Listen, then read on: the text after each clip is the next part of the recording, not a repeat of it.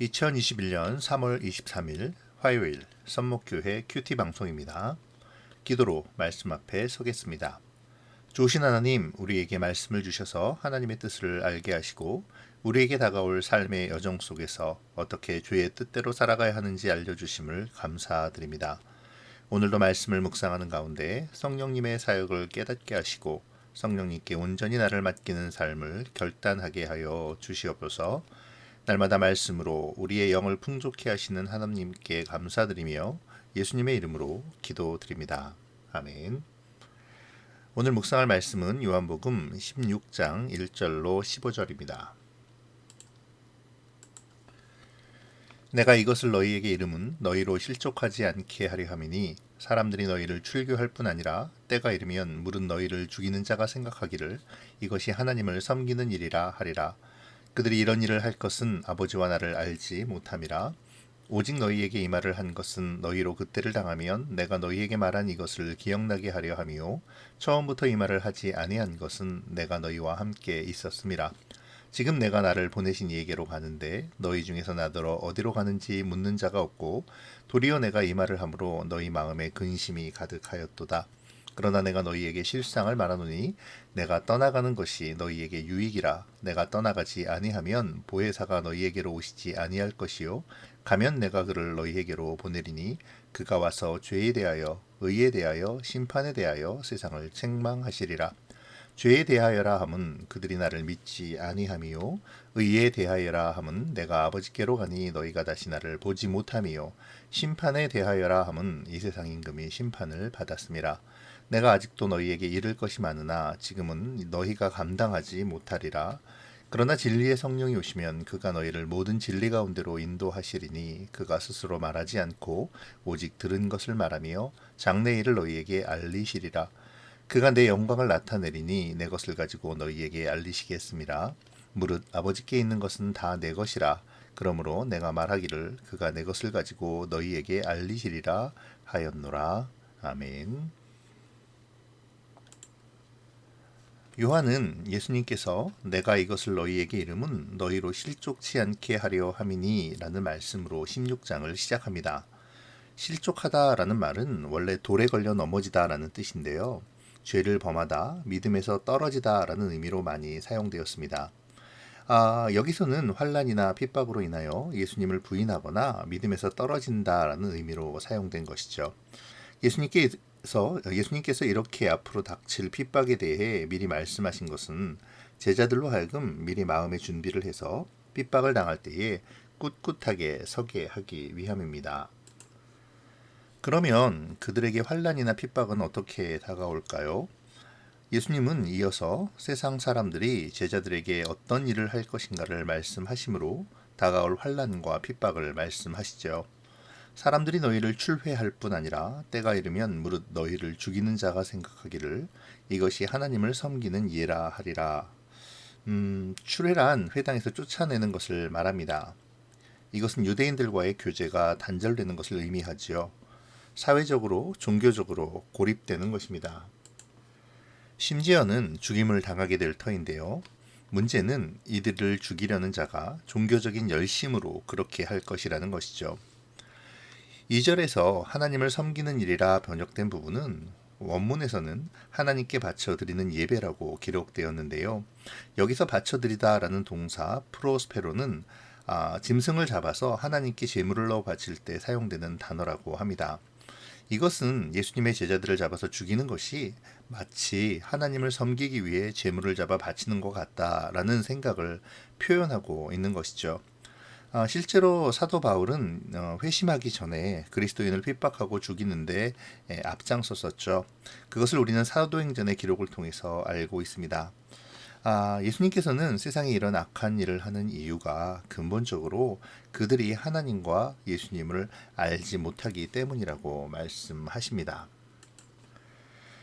그리고 나서 예수님은 오직 너희에게 이 말을 이른 것은 너희로 그때를 당하면 내가 너희에게 이 말한 것을 기억나게 하려 함이요 라고 다시 한번 말씀하시는 목적을 알려주시죠.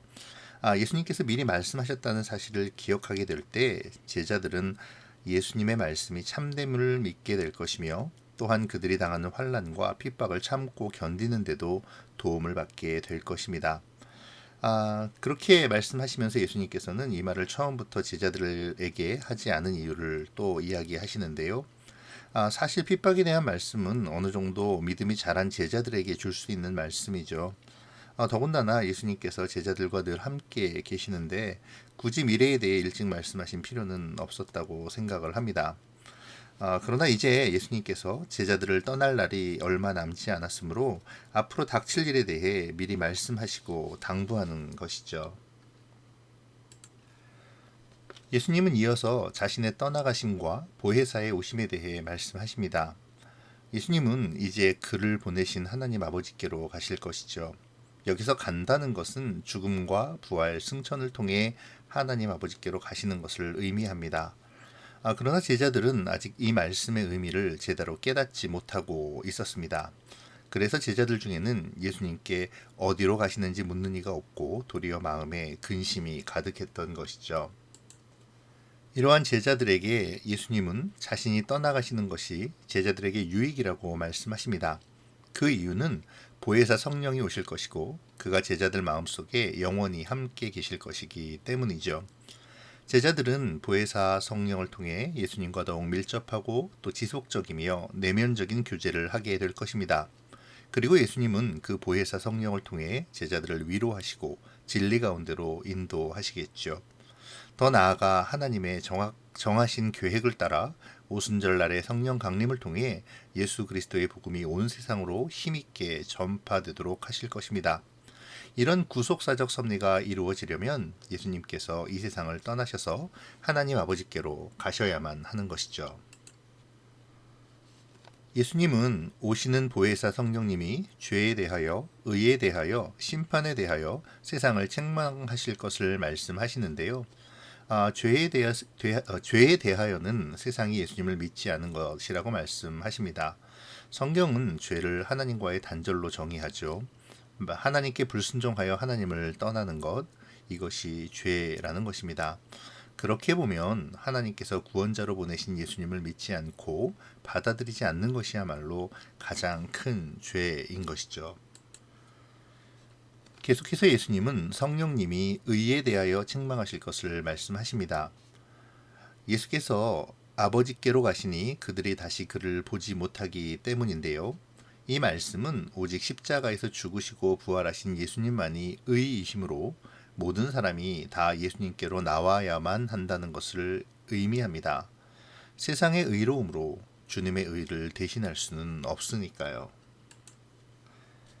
심판에 대한 책망하심은 이 세상 임금이 심판을 받았기 때문인데요.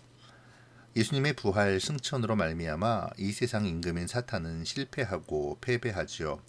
오시는 성령님은 이 세상 사람들에게 하나님의 의로운 심판이 있음을 선포하며 사람들에게 회개하라고 전파하실 것입니다. 이렇게 보면 보혜사 성령님의 세상에 대한 책망하심은 모두 다 복음 전파와 관련된 것으로 볼 수가 있겠네요. 복음은 세상 사람들의 죄를 지적하는 것이며 그들로 하여금 회개하고 돌아오도록 하는 역할을 하지요. 예수님은 아버지의 뜻하시는 바 모든 것을 알고 계셨지만 그 모든 것을 제자들에게 말씀하지는 않습니다. 제자들이 그 모든 교훈을 이해하기에 영적인 이해력이 연약하였기 때문이죠. 그러나 진리의 성령님이 오셔서 그들로 진리 가운데로 인도하실 것입니다. 영으로서 임하시는 성령님은 하나님의 뜻을 다 아심과 동시에 예수님이 선포하신 말씀의 목적을 아시고 또한 제자들의 생각도 아시죠. 그는 영이시기에 무지에 쌓여 잠자는 제자들의 영을 깨워 영적인 비밀을 깨닫도록 하실 것입니다. 그리고 그때에 제자들은 그동안 깨닫지 못했던 예수님의 말씀을 올바로 이해하게 되어 그 말씀이 그들 속에 살아 움직이게 되고 그들의 삶이 변화되는 체험을 하게 될 것입니다. 사도행전의 기록은 이러한 그들의 삶을 명확하게 부각하고 있죠. 예수님이 가르치신 모든 것을 성령을 통해서 완전히 이해하고 난 다음에 제자들은 증거자로서의 확신을 가지고 복음을 담대하게 전하는 복음 전도자의 삶을 살아가게 됩니다. 또한 진리의 영은 장래의 일을 알려주시죠.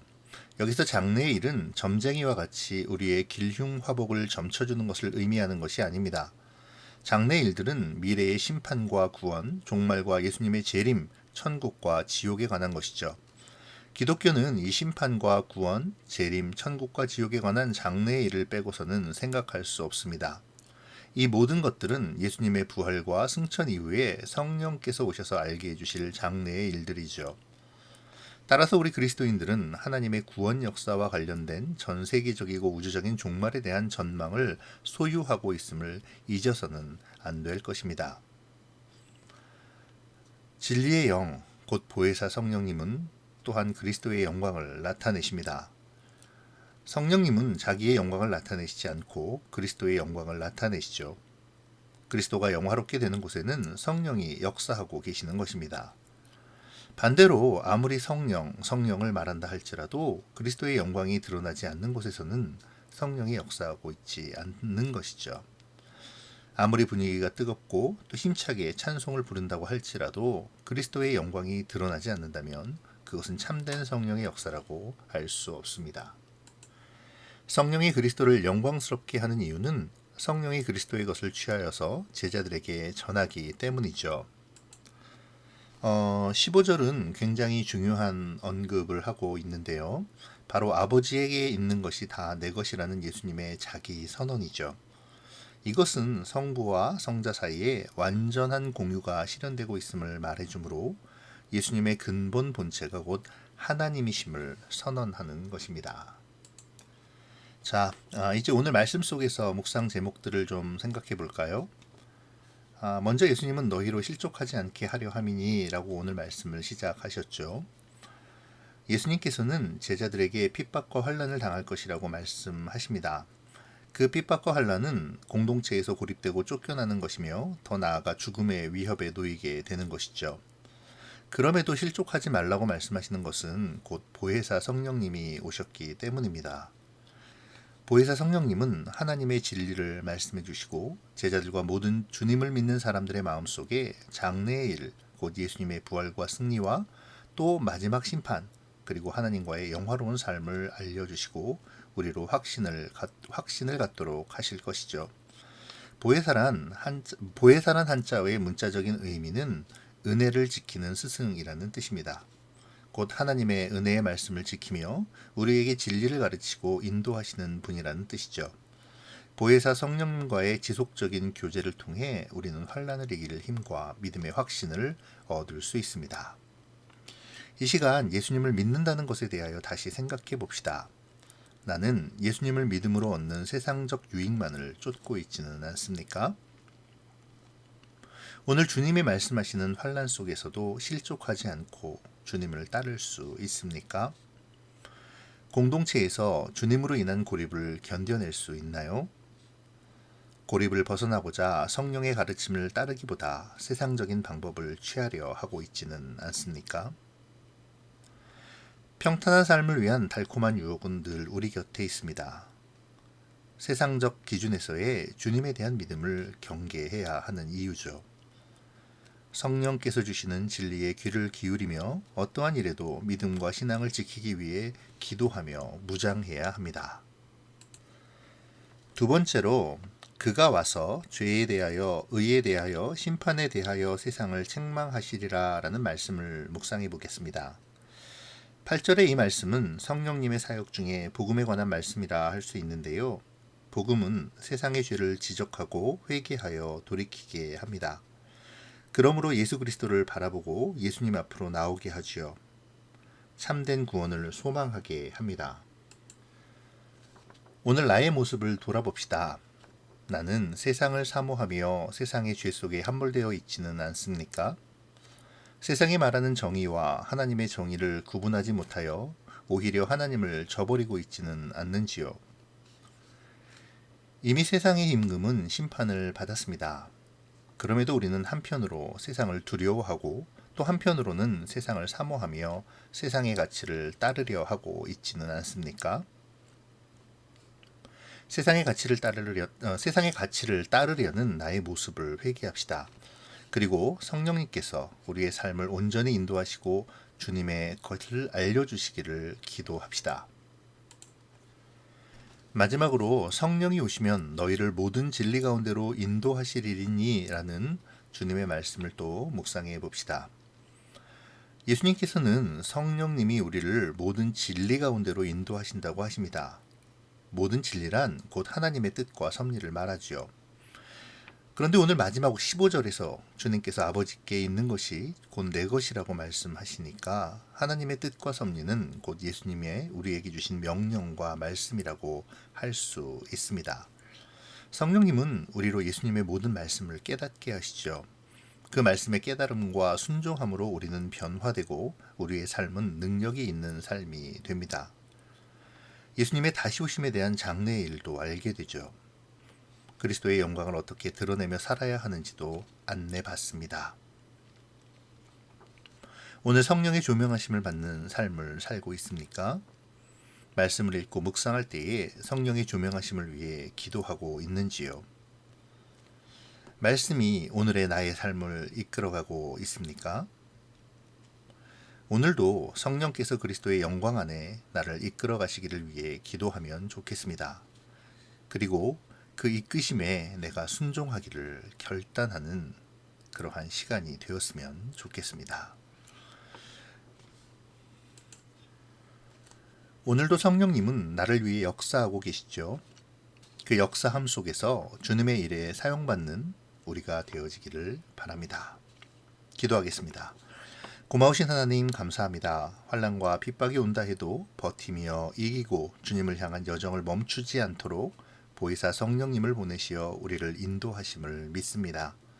사랑의 주님, 세상에서 세상 속을 살아가는 우리지만 세상의 유혹과 겁박으로 넘어지지 않게 하시고 오히려 세상을 책망하시는 성령님의 음성에 귀를 기울여 담대하게 세상 속에서 그리스도의 영광을 드러내게 하여 주시옵소서. 그 일을 위해 주의 진리 위에 서게 하시고 모든 진리로 인도하시는 성령님을 매 순간 더욱 깊이 의지하게 도와주시옵소서. 오늘의 삶도 나를 위해 역사하시는 성령님과 동행하게 하시기를 바라며 예수님의 이름으로 기도합니다. 아멘.